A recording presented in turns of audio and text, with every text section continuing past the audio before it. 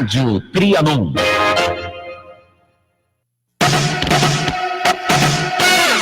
Está no ar Gente que Fala, o melhor programa de debate do rádio brasileiro. Gente que Fala tem texto e direção geral do jornalista Fausto Camunha. Gente que Fala reúne de segunda a sexta-feira formadores de opinião para discutir as principais notícias do dia. Gente que Fala tem o selo de qualidade ABECOM.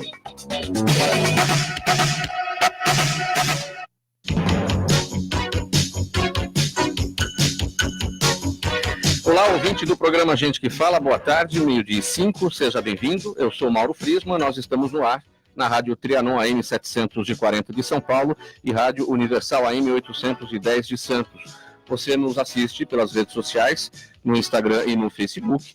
Eu te convido para curtir as nossas páginas, os nossos canais na internet, acessar o nosso blog, é o gentequefala.com.br, e nós queremos a sua participação, fazendo perguntas aos nossos convidados de hoje, pelos telefones 3289-3580 e 5052-5555. Hoje, quinta-feira, como de praxe, mais uma edição do Gente do MPD que Fala, é uma parceria nossa com o movimento do Ministério Público Democrático e o apoio do Instituto Ética Saúde. Eu apresento os nossos convidados a partir de agora. Você vê pelas imagens aqui à minha esquerda o Procurador de Justiça, Dr. Mário Sobrinho, associado ao movimento do Ministério Público Democrático. Seja bem-vindo, Procurador. Boa tarde, Mauro. Boa tarde aos colegas de bancada, que tenhamos aqui uma ótima chance de discutir e debater bons assuntos hoje. Muito obrigado pela presença, procurador. Também conosco aqui à minha esquerda, o médico Dr. Sérgio Madeira, diretor técnico do Instituto Ética Saúde. Seja bem-vindo, Dr. Sérgio. Boa tarde, muito obrigado pelo convite. O Instituto Ética Saúde, como uma instituição que depende da participação da sociedade, através de um canal que é um canal de denúncias, se sente muito honrado de estar aqui, podendo contar coisas que tenham a ver com a saúde e os seus usuários, a população em geral. Obrigado pela presença, doutor Sérgio, em nome da equipe do Gente que Fala. Agora aqui a minha direita, a advogada doutora Adriana Zorubi, especialista em direito do idoso. Seja bem-vindo. Boa tarde, Mauro. Boa tarde aos ouvintes da Rádio Trianon.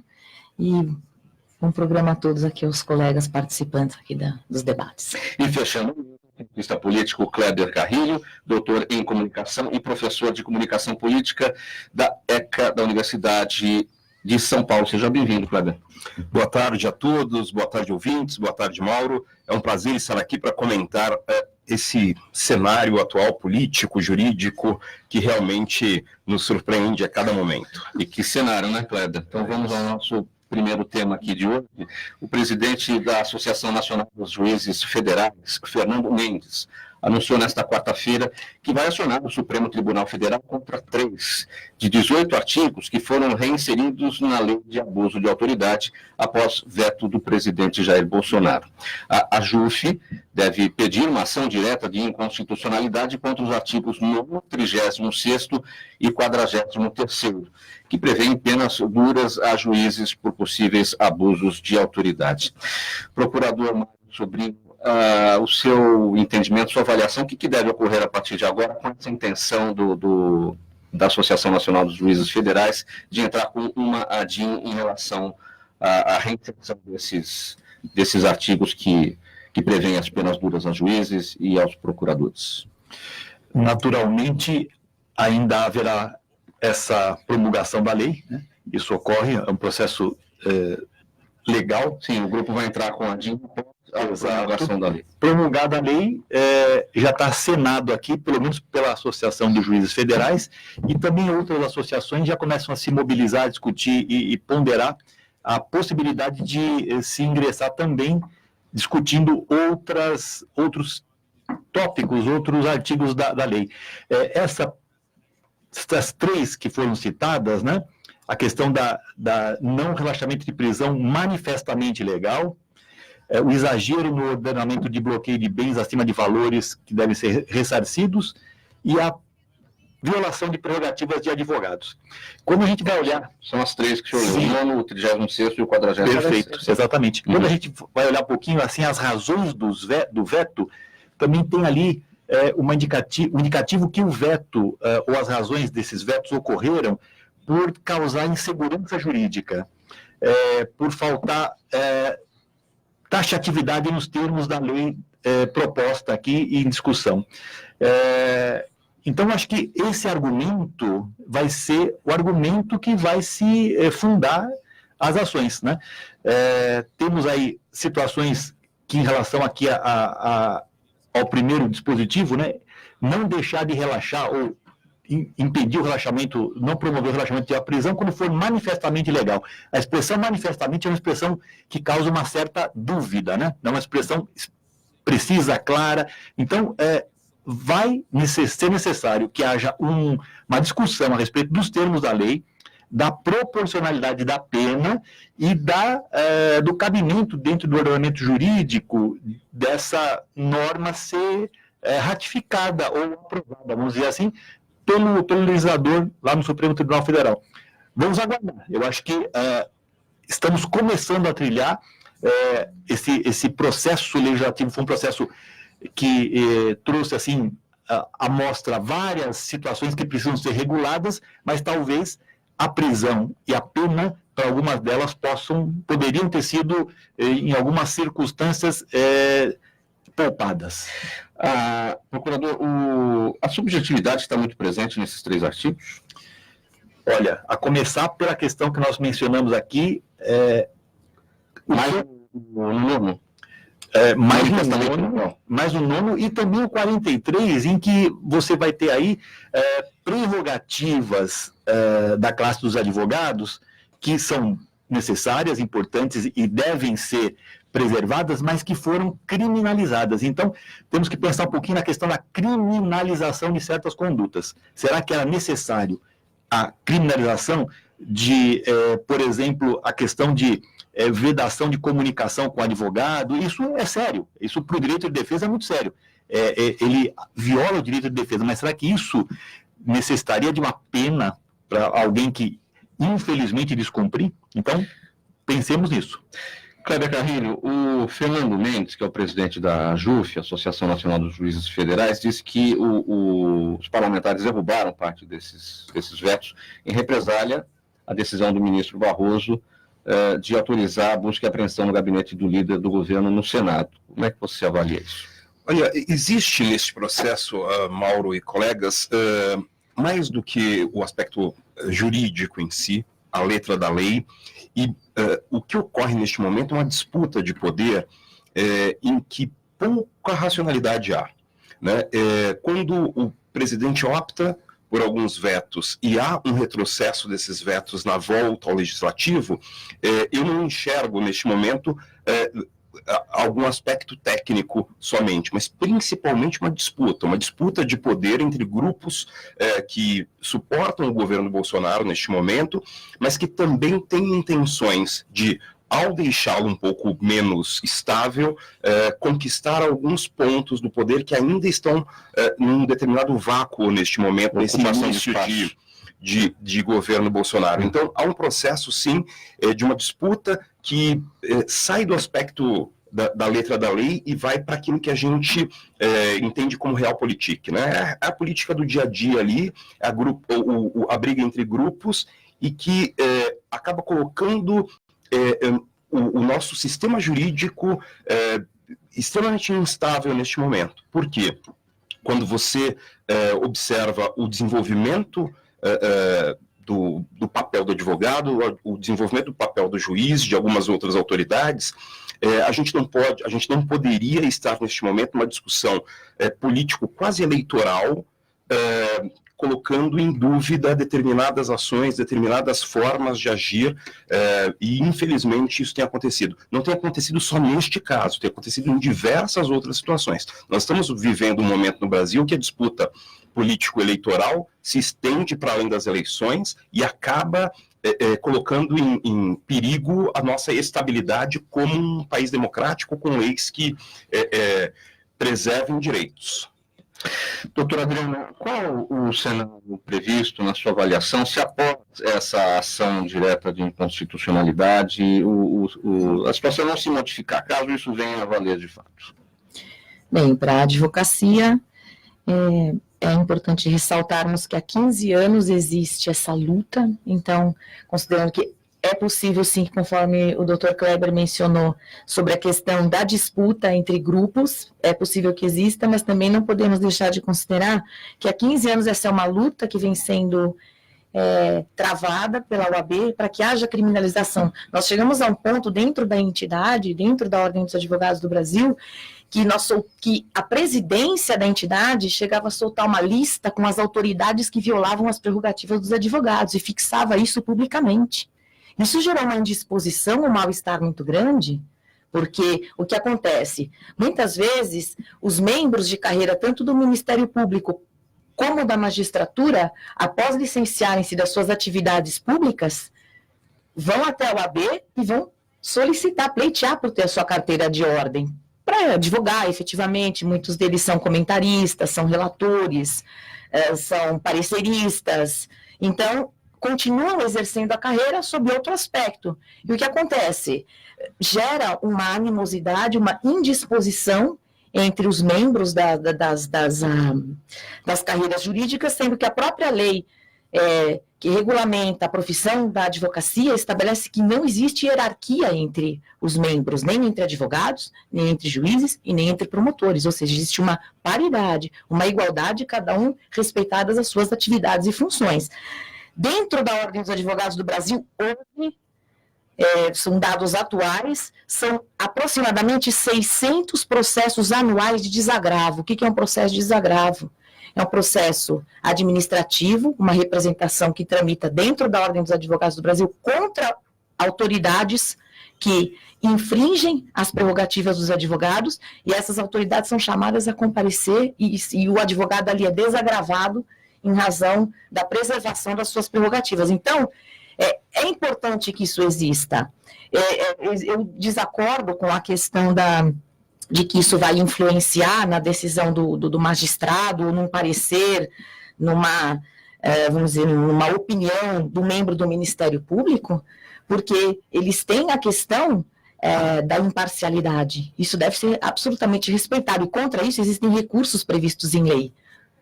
O advogado não está adstrito à questão de uma decisão, porque ela é passível de reforma em instâncias superiores. Então, evidentemente, o que se busca com esse artigo 43 é realmente que exista uma consciência, porque quando se viola um direito do advogado, não é propriamente um direito do advogado, é um direito de defesa que está sendo violado, é um direito da cidadania. Um exemplo simples: o advogado é chamado, um cliente preso, vamos supor, chega na delegacia de polícia, o delegado diz que não vai ter acesso aos autos porque está sem procuração, e o cliente preso precisando da adoção de uma medida. Então, ali cria-se um embate, uma situação, o advogado fica impedido de exercer a sua função de defensor, e ali já se instala um determinado abuso. Então, é sobre essa questão que a gente aponta mais o foco da nossa questão. Doutor Sérgio Madeira, a sua impressão, o senhor do direito, mas sua impressão sobre esses 3 artigos que prevêem penas mais duras a juízes por possíveis abusos de autoridade? Eu gostaria de sair da caixinha, que é uma discussão extremamente técnica e tem relevância para o cidadão comum, sem dúvida, mas eu gostaria de me distanciar para não cair em uma armadilha e falar sobre coisas que eu entendo menos. Sim. Mas dizer que nos últimos anos, na evolução dessa história recente no Brasil, face um cenário complexo, com novas formas de comunicação, mídias sociais, internet, quer dizer, a população vem sendo colocada diante de situações e o que a gente assiste bem mais recentemente é uma coisa de tipo torcida de futebol, não é? Quer dizer, então é este contra aquele, não tem o mesmo o meio termo, e nós ficamos emparedados. Eu diria, como um democrata que eu aspiro ser, que é muito difícil ser democrata. A gente precisa ter, antes de tudo, bastante tranquilidade, bastante paciência e tentar olhar o transcurso do nosso crescimento como cidadania num prazo de tempo maior. Então, aproveitando que você disse que sou médico, de fato, na minha experiência, às vezes a gente se depara, por exemplo, A pessoa foi fazer uma cirurgia para correção de hérnia e está com uma temperatura de 37,1 em bom estado. Aí, no dia seguinte, tem 37,2 e a imprensa já diz que a febre está ocupando espaço naquela recuperação e que isso acende alertas. Então, a gente... e a mesma coisa nas cotações de dólar. Então, às vezes, tem pequenas oscilações e já se configura um alarme, um alerta, uma situação de grave crise, que se nós tivermos o sangue frio para acompanhar, a gente vai ver que essa é uma trajetória que vai ter uma resolução, na maioria das situações, boa. Então, a doutora falou sobre 600 casos que estariam numa UTI jurídica, do ponto de vista das ilegalidades, etc. Eu penso que isso, no universo de milhões de processos que estão nos fóruns, neste minuto... São Paulo. Neste minuto, eu diria, quase irrelevante. Então, acredito que a nossa estrutura judiciária atual, ela, evidentemente, ela carece de aperfeiçoamentos, como tudo na vida, que pode ser aperfeiçoado.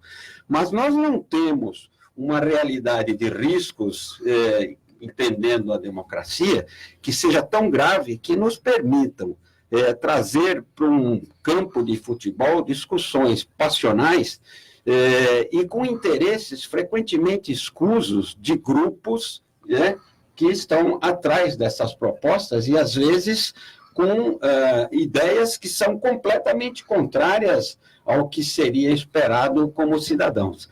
Então, eu diria que essas questões deveriam ficar em foro técnico e, vamos dizer, até como sociedade e como, por exemplo, tendo em vista a minha origem hoje, Instituto de Ética e Saúde, é um sistema de autorregulação. Eu vejo hoje que, por exemplo, a imprensa, às vezes, carece de determinadas reflexões internas que tornem uma notícia uma coisa que acrescente para a cidadania. Por exemplo, o que enobrece a população brasileira saber que um indivíduo, seja do sexo masculino ou feminino, foi agredido gravemente numa rua e que uma câmera flagrou e a gente apresenta aquilo como uma grande notícia e aí entrevista o advogado, entrevista o promotor. Então, as autoridades operadoras da democracia no Brasil, o sistema jurídico, o delegados, altas autoridades, até dos Supremos Tribunais, fazem parte da mídia como se fosse um ator. Né? E aí, essa confusão toda. Então, eu imagino que a gente tem que ter sangue frio, botar a cabeça para pensar antes de sair dando tiro para todo lado. Doutor Sérgio, eu gostei da sua analogia e eu queria lhe perguntar o seguinte: em que medida a falta de reflexão da imprensa, o senhor tem razão, e esse fla-flu, essa briga do torcedor, essa polarização, coloca em risco a vida deste paciente que está com uma operação de hérnia com 37,1 de temperatura. Esse paciente é o Brasil. Não, sem dúvida. Agora, do ponto de vista geral, na verdade, não cabe a qualquer indivíduo dar palpite de maneira geral. Sim. Nós temos que identificar coisas que são agudas e que precisam de intervenções agudas por gente bem preparada e questões que nós, como cidadãos, temos que ter a paciência de permitir que atravessemos até crises com alguma tranquilidade, atuando de forma organizada, não é? Quer dizer, tem até quem participou, viu passeatas aqui na Paulista, eu, desde o meu histórico de longa data, o povo unido jamais será vencido, o povo organizado. Então, a gente tem que se organizar mesmo. Então, tem OAB para defender os interesses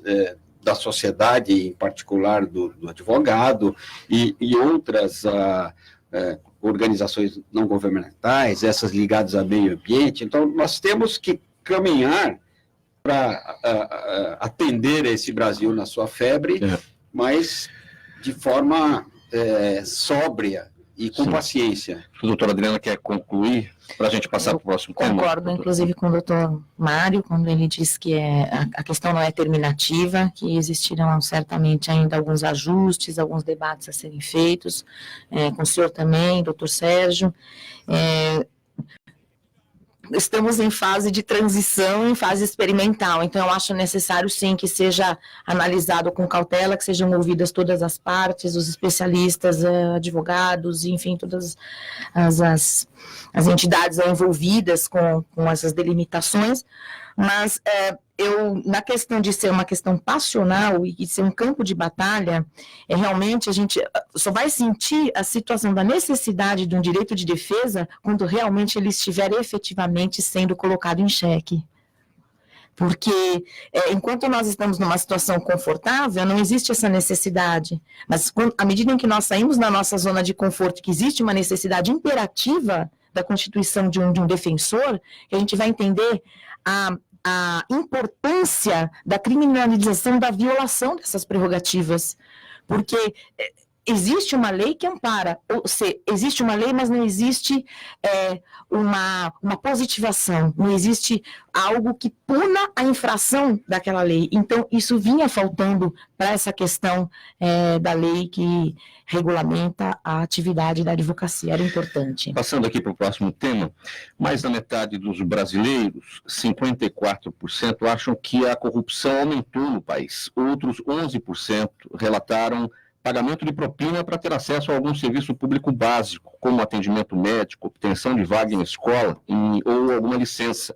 A constatação é do mais recente estudo da Transparência Internacional, a 10ª edição do Barômetro Global da Corrupção, que foi lançada na última segunda-feira. Essa pesquisa foi feita em 18 países da América Latina e do Caribe, 17 mil participantes, sendo desses 17 mil no Brasil. Doutor Mário, como é que o senhor entende esses números? Esses 11% que relataram pagamento de propina, isso preocupa? Aquela pequena corrupção do dia a dia vai influenciar na grande corrupção lá que a gente vê?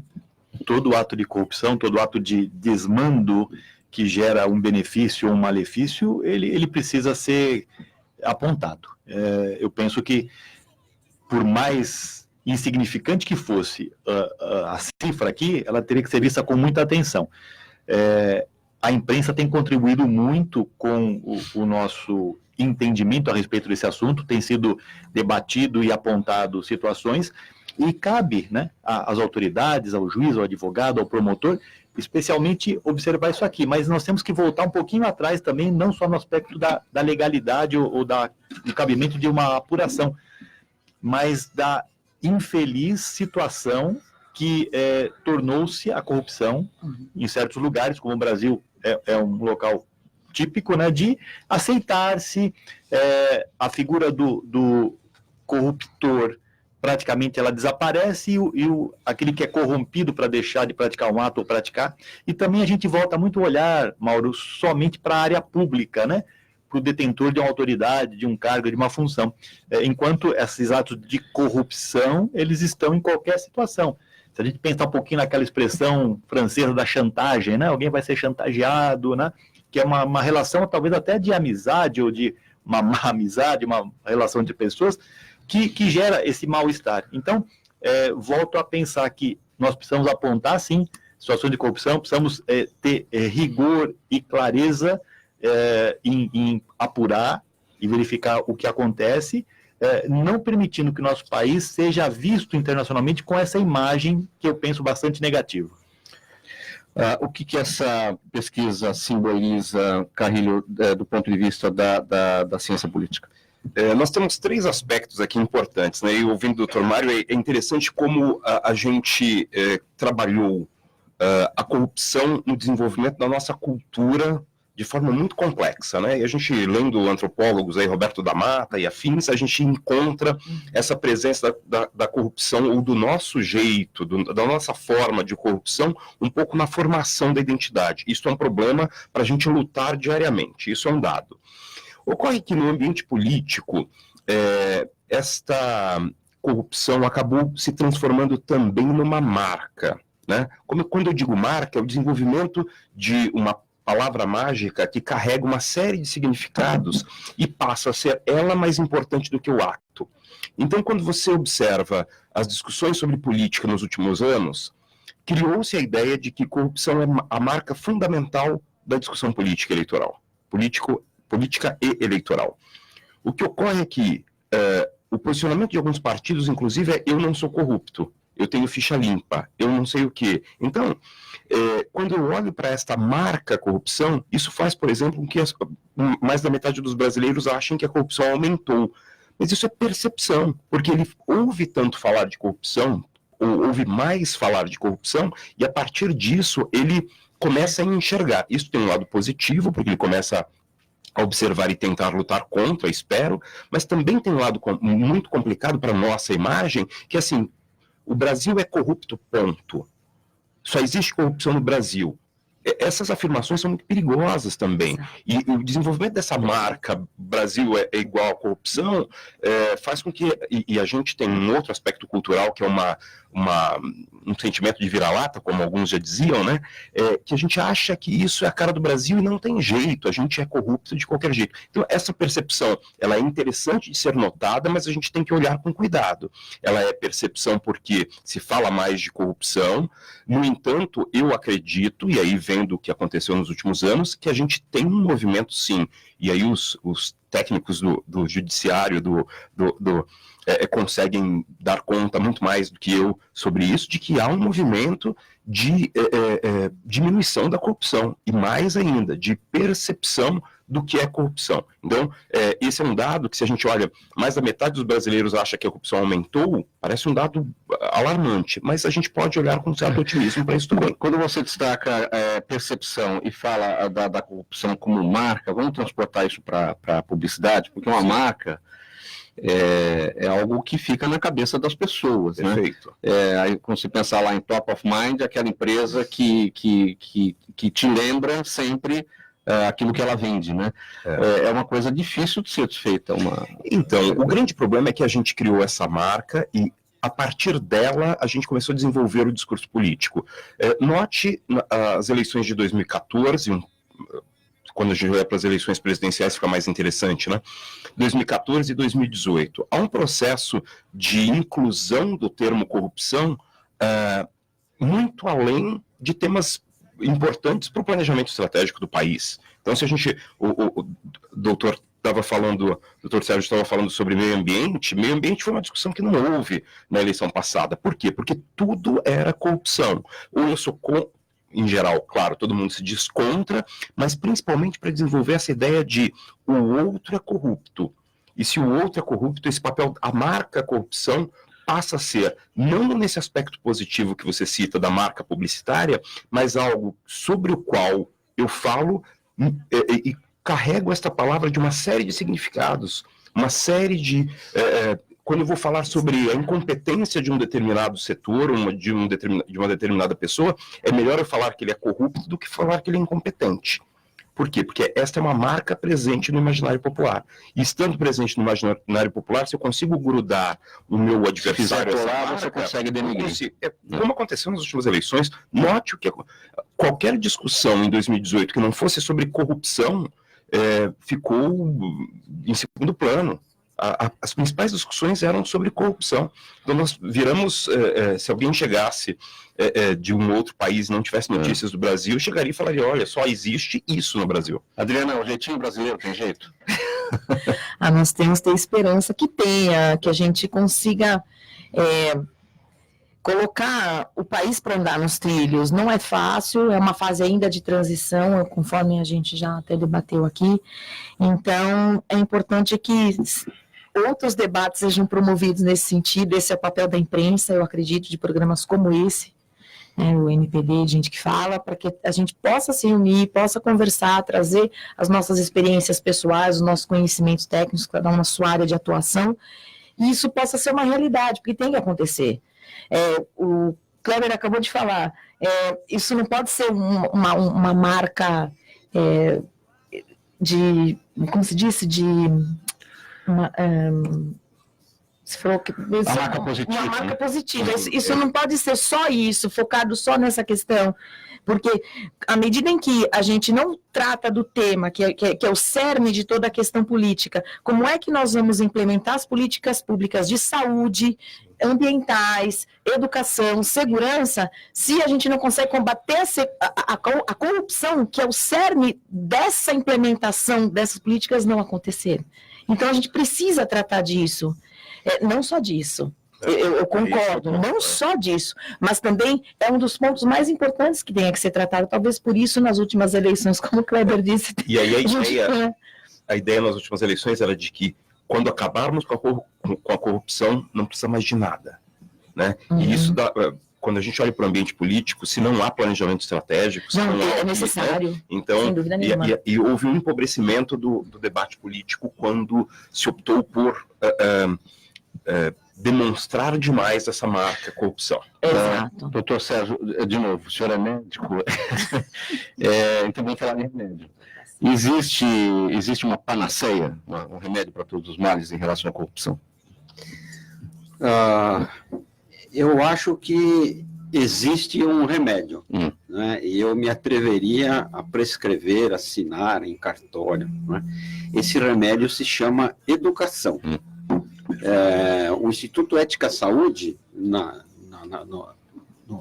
pequena pedrinha que jogamos num imenso oceano, pretende lidar, entre outras coisas, com educação para uma postura ética, educação para o uso dos instrumentos disponíveis para a saúde de forma responsável, quer dizer, que o preço não seja superfaturado, que o médico não utilize se não for necessário, que o hospital não cobre procedimentos que não fez, não faça mais procedimentos que o necessário, Exatamente. e assim por diante.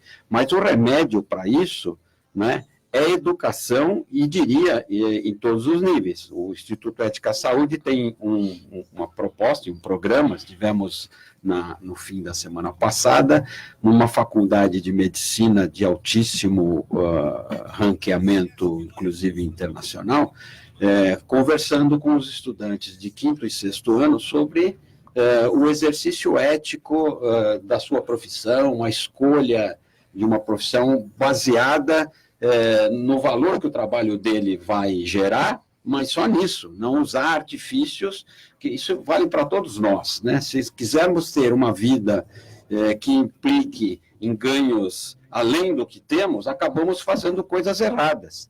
E nesse particular, eu gostaria de lembrar que o brasileiro, quando comenta sobre esta corrupção, diz que a corrupção são sempre os outros. Você já usou esse termo aqui hoje. Então, a corrupção está na obrigação de todos nós, e obrigação não é nenhum grande valor, mas aqui na Paulista nós temos um grande número de pequenos shoppings de mercadorias falsificadas, importadas e contrabandeadas, e as pessoas que estão no horário de almoço nesse momento estão enchendo esses mini shoppings, fazendo compras que, de toda forma, se não são corrupção, são pequenos atos que não vão ajudar o país a crescer. Então, eu diria que poucas vezes na vida a gente tem a possibilidade de prescrever uma coisa só, uma alternativa. Neste caso, eu não tenho dúvida que a resposta é educação, em todos os níveis. Sim, a gente precisa fazer um intervalo. Antes disso, eu vou ler aqui uma mensagem do governo do estado de São Paulo, que diz o seguinte: a segurança é assunto sério e é assim que é tratada no estado de São Paulo. Foram 55 mega operações, mais de 130 mil prisões efetuadas, 107 toneladas de drogas apreendidas, 27 líderes de facções criminosas transferidos para presídios federais, e a menor taxa de homicídios da história, resultado de investimento pesado em treinamento, equipamento e armamento. É isso o que faz a Polícia de São Paulo ser o que é, uma polícia de respeito em um estado de respeito. Nós vamos para um intervalo aqui no programa Gente que Fala e, na sequência, nós vamos falar sobre a aprovação de Augusto Aras para assumir a Procuradoria-Geral da República. Até já. Atenção, você que tem imóvel em Guarujá. Essa é a oportunidade de quitar sua dívida com a Prefeitura, à vista ou de forma parcelada, com descontos de até 100% em juros e multas. É o Refis 2019. Para pagamento à vista, basta preencher o formulário de adesão e apresentar o RG. Tudo fácil, rápido e sem burocracia. Mas corra, porque o Refis termina em 31 de outubro. Mais informações no site guarujá.sp.gov.br. Na aba Serviços Online. Prefeitura de Guarujá, trabalhando pela nossa gente. Sociedade. De volta aqui na Rádio Trianon, 12h40 agora, programa Gente que Fala. Hoje o Gente do MPD que Fala, parceria nossa com o movimento do Ministério Público Democrático, com o apoio do Instituto Ética Saúde. Vamos falar agora da aprovação do Augusto Aras para assumir a Procuradoria-Geral da República. Indicado pelo presidente Jair Bolsonaro como novo titular da PGR, Augusto Aras teve seu nome aprovado ontem, quarta-feira, no plenário do Senado, por 68 votos a 10. Em cerca de 6 horas de sabatina, Aras disse que a Operação Lava Jato tem excessos e está passível de correções. Aras disse que pretende estender as boas práticas da operação a estados e municípios, mas defendeu que agentes públicos se manifestem apenas nos autos e somente na fase de ação penal. Mário, o que você espera do Augusto Aras nessa questão que ele diz que a Lava Jato, a Operação Lava Jato, é passível de correções? Bom, primeiro é uma necessária alternância, né, no cargo de procurador-geral. Tem sido o mandato da procuradora-geral que se afasta, né? O presidente tem que indicar alguém, efetivamente alguém da carreira do Ministério Público Federal, um procurador da República, e essa escolha não correu dentro daquilo que se esperava, que seria a nomeação de alguém indicado por uma lista tríplice votada pela carreira, que para as carreiras dos Ministérios Públicos como um todo é um valor bastante importante. E nós temos aí o processo de avaliação pelo Senado, processo legítimo e necessário, e nesse processo a gente nota que ele foi testado e foi pressionado para verificar qual é a posição que ele deve assumir uma vez empossado aí como Procurador-Geral da República. Logicamente que há total e absoluta necessidade dele de se desvincular do Poder Executivo. A indicação é do presidente, o gosto, vamos dizer assim, entre aspas, pela nomeação é do presidente, a avaliação é do Senado, que representa a população dos estados, mas é necessário que o Procurador-Geral seja uma entidade, a Procuradoria-Geral da República, seja uma entidade absolutamente técnica, jurídica, olhando para a sociedade, mas sem levar com ele qualquer tipo de pretensão que exista de outra natureza. Numa das falas dele, ele falou em respeito que deve reger as relações entre os poderes e suas instituições. Isso é desejável, não é? Sim, desejável e muito positivo, temos que pensar nisso. Uma vez que essa interferência política da categoria, da classe dos procuradores, do Ministério Público Federal não se fez valer pela escolha de alguém fora da lista, eu penso que o procurador-geral a ser eleito, a ser nomeado Augusto Aras, vai enfrentar uma certa dificuldade para composição das suas ações internas, e tem que ser bastante ponderado e objetivo e mostrar ao que veio. É isso que eu considero. A Lava Jato é uma demonstração que a sociedade brasileira não é conivente com a corrupção, essa corrupção que trouxe aí grandes perdas para a sociedade, que precisou que as estruturas da polícia, do Ministério Público, da magistratura federal, dos tribunais superiores, se mobilizasse contra esse desandamento que havia. E que nós esperamos que realmente nos estados e municípios também haja um olhar para que isso não se repita, ou que possa se repetir-se, usar-se realmente essas boas práticas que ele mencionou para a apuração das infrações. Kleber Carrilho, para a ciência política, esse é um estudo novo, né? Porque desde 2003 que não acontecia a escolha de um PGR fora da lista tríplice. Houve aí uma decisão, e o presidente, quando faz essa essa indicação ele dá um recado, né? Isso não é simplesmente porque ele acha que tecnicamente um é melhor que o outro, há um recado, há uma briga contra um certo corporativismo que ele considerava em momentos anteriores. Agora, o Augusto Aras conseguiu, desde a sua nomeação até hoje, né, que ele acabou de tomar posse, ele conseguiu já entrar neste jogo político e construir uma imagem de que ele não é exatamente um servo do presidente da República. Ele consegue, a fala dele ontem no Senado demonstra uma pessoa com uma percepção política muito interessante, né? A gente pode discordar dele, pode não gostar da nomeação, mas ontem ele foi muito inteligente, ele conseguiu sair de determinados momentos ali, inclusive em alguns momentos em que ele é colocado contra a parede durante essa vacina, né? Por ter assinado lá a carta dos evangélicos contra a união homoafetiva, essa coisa toda, ele consegue se sair muito bem. Claro que neste momento todos os olhos estão sobre ele. Agora, o que me parece é que ele tem uma capacidade política de, mesmo representando um modo de ver o mundo que o presidente Jair Bolsonaro, por isso o presidente Jair Bolsonaro optou por ele, mas mesmo representando deste modo, ele provavelmente, principalmente neste início, precisa demonstrar uma capacidade técnica para que a corporação toda o apoie, né? Porque sem esse contato com as pessoas que estão em volta dele, ele realmente não consegue chegar a algum lugar muito interessante. Adriana, você gostou do posicionamento do Augusto Aras na sabatina no Senado? Gostei, foi bastante interessante. Ele realmente se posicionou de uma maneira clara, mansa, tentando articular um diálogo com todas as frentes ali, então acredito que tenha sido bastante positivo. Concordo com a questão da indisposição, conforme falou o doutor Mário, dentro ou seja, uma escolha fora da lista tríplice, mas também é importante esclarecer que os representantes de Estado e de governo, eles não estão adstritos a estas eleições de caráter interno das organizações, e até consigno aqui que em alguns estados isso vem até prejudicando o andamento e a ascensão de mulheres ao cargo de procuradoras gerais do Estado, né? Em alguns estados que mantêm algumas tradições, eu não vou aqui me estender porque não é a minha entidade, eu não gostaria de seguir o doutor Sérgio, né? Eu não vou entrar aqui numa situação delicada, mas realmente é importante que isso seja observado e contanto que sejam atendidos os interesses da população e os interesses da justiça, é isso que nós esperamos aí do novo procurador-geral. Doutor Sérgio, o que o senhor espera do novo procurador?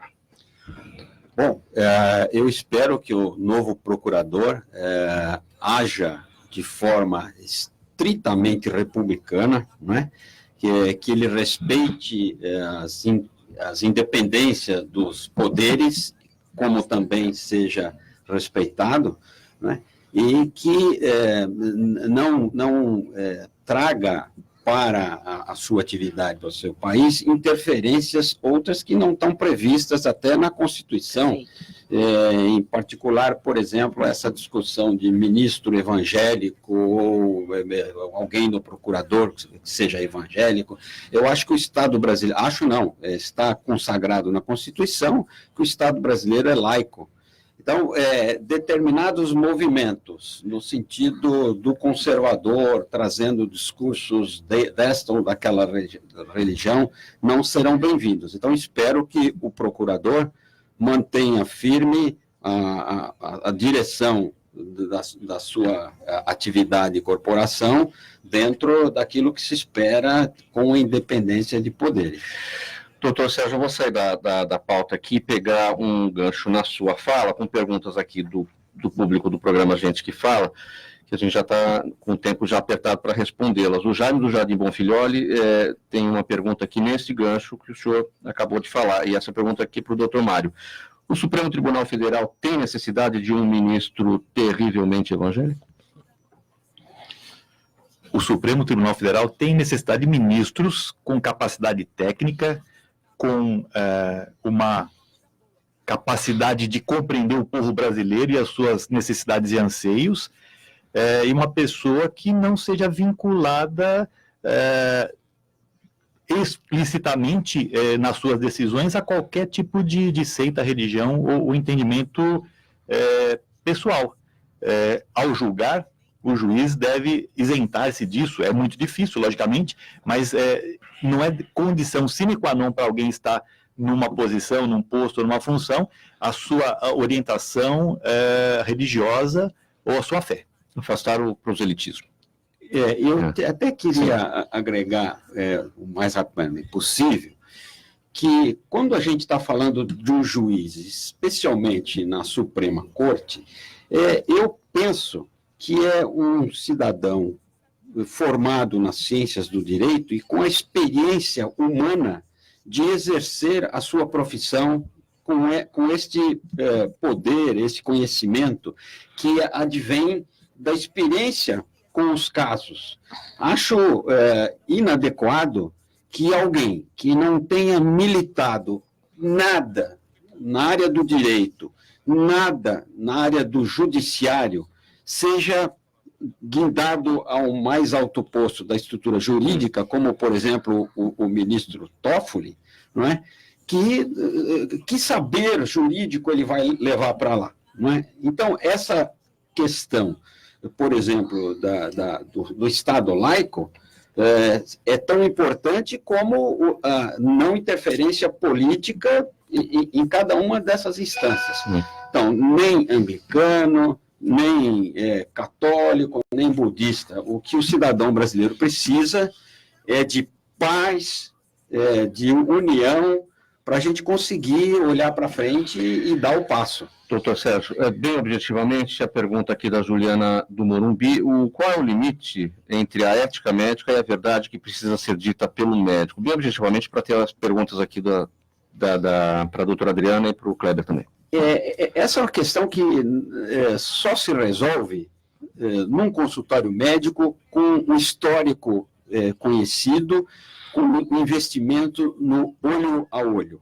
Não é? Eu tenho que atender a necessidade médica e, inclusive, social da pessoa, amparando-a numa comunicação de uma notícia ruim, por exemplo, de um diagnóstico ruim. Mas é uma relação interpessoal. A telemedicina, a medicina digital, nos apresentam um grande futuro, mas essa questão é sentar, olhar para o outro, sentir as dores do outro, ter empatia e resolver o problema nesta equação. Adriana, a André de Diadema pergunta se você teria informação de quantas pessoas já foram condenadas por maltratos a idosos no estado de São Paulo. É um número bastante inacessível, porque, conforme nós já dissemos várias vezes, sucessivos programas, não existe uma apuração por parte da Secretaria de Segurança Pública do Estado de São Paulo, em que pese existe a delegacia especializada de defesa da pessoa idosa, não existe um panorama, uma estatística que defina isso. Por exemplo, a Delegacia de Defesa dos Idosos registra quantos boletins de ocorrência registrados em favor desse segmento da população. Então, é um número que nós não temos, como temos no caso da Delegacia de Defesa da Mulher e outros segmentos, Delegacia de Crimes Eletrônicos, delegacias especializadas que realmente trabalham nesse segmento. E não foi por falta de tentativa, tentamos algumas vezes, mas não se sabe explicar a razão pela qual doutora, não exista essa... Eu temo que esse número, qualquer que seja a estatística, deve ser muito maior, porque uma parte dessas agressões se dá dentro do próprio lar. Veja, familiares e exato. Nunca vai se abrir. O que me ocorre agora que nós temos é que o Disque 100 Direitos Humanos da Presidência da República, ele estabeleceu que no ano de 2018 foram no estado de São Paulo, foram aproximadamente 8.500 denúncias registradas contra a violência praticada aos idosos. E Kleber Carrilho, o Marcos de Pinheiros pergunta a sua avaliação sobre a comunicação do governo Jair Bolsonaro. Começa o programa agora, né? Mas uma hora. Mas eu acredito que a gente tenha alguns acertos, né? Nós temos algumas equipes trabalhando muito bem no governo, a comunicação do governo.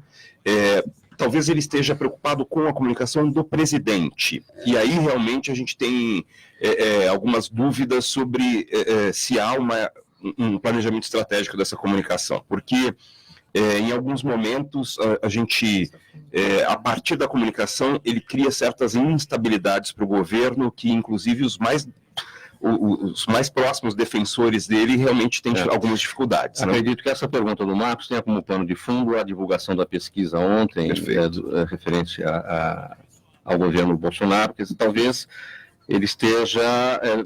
essa pesquisa talvez reflita o modo de agir do presidente, não o governo em si. Existe um problema aí muito sério para a gente que trabalha com comunicação e política, que isso aconteceu em 2014, na eleição da ex-presidente Dilma também, que não houve uma transformação da comunicação eleitoral em comunicação de governo. Isso aconteceu lá com a presidente Dilma e tem acontecido agora com o presidente Bolsonaro também. Isso tem aparecido em determinados momentos e causa uma certa instabilidade nos defensores, e algumas pessoas já estão procurando aí ocupar esse espaço, que possivelmente ele deixa de ter se ele continuar com essa comunicação eleitoral. Observe João Dória. João Dória tem demonstrado que quer pegar este antipetista que não é bolsonarista, né?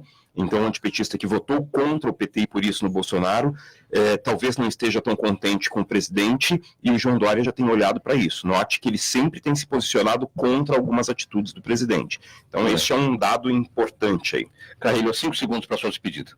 Muito obrigado, é sempre bom participar de uma mesa dessas, afinal a gente aprende muito aqui. Boa tarde. Doutora Adriana, 5 segundos para a sua despedida. Agradeço pelo convite, estamos à disposição e parabéns a todos os componentes da mesa. Doutor Sérgio Madeira. Eu estimularia que o ouvinte consultasse o nosso site www.eticasaude.org e, na medida que seja cidadão, procure contribuir com o crescimento de uma atenção ética em todos os tempos. Doutor Mário Sobrinho. Muito obrigado ao convite, e falar que ao lado e ouvindo a gente que fala, tem a gente que escuta. Todos nós escutamos, né? Muito, e queremos ouvir também as pessoas pelas perguntas, e nas nossas profissões a gente ouve muito, né, Mauro? E acho que ouvindo que se constrói verdadeiramente esse sentido de cidadania, de progresso que o nosso país tanto precisa e nós almejamos. Muito bom.